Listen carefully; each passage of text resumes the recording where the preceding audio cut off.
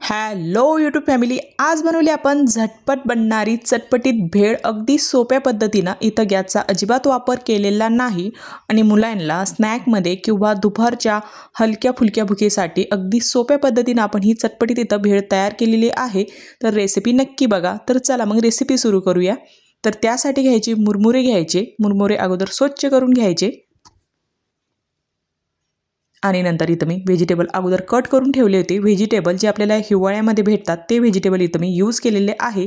गाजर, टमाटर, कांदे, शेंगड्या, वटाणे, कोथिंबीर आणि 1 वाटी शेव.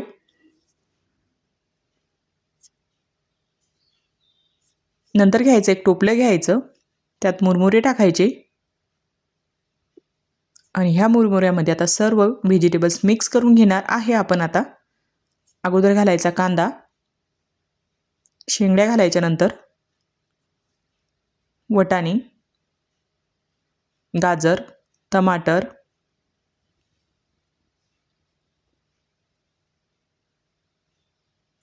नंतर शेव घालायची आणि थोडं लाल तिखट घालायचं. नंतर चवीनुसार मीठ घालायचं. मीठ थोडंच घालायचं. अगोदर शेवामध्ये मीठ असल्यामुळे इथं थोडंच यूज करायचं मीठ. नंतर कोथिंबीर घालायची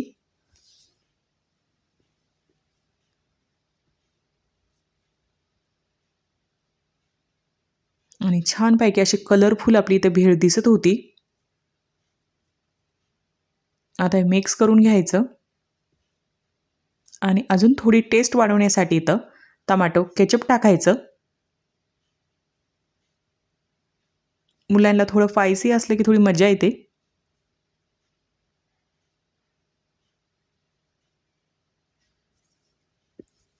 आणि परत व्यवस्थित मिक्स करून घ्यायचं. आणि तुम्हाला जर असे 5 मिनिटात नाश्ता बनणारा व्हिडिओ आवडत असेल तर मला नक्कीच कमेंट करा. मी ही सिरीज सुरू करेल, 5 मिनिटात बनणारा नाश्ता. आणि छानपैकी आता कलरफुल आपली इथं भेळ तयार झाली होती.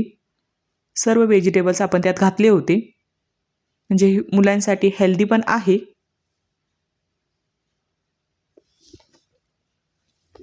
आणि झटपट बनणारी भेळ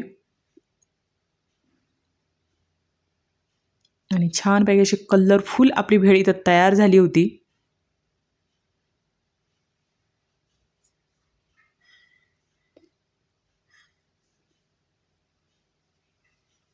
नंतर मी थोडे गाजर पण घेतले होते.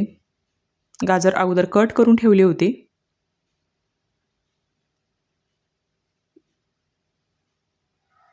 आणि तुम्ही नक्कीच तुमच्या मुलांना पण अशी एकदा भेळ तयार करून द्या, ते आवडीनं खातील. आणि तुम्हाला ही भेळ कशी वाटली कमेंटमध्ये नक्कीच सांगा. थँक्यू.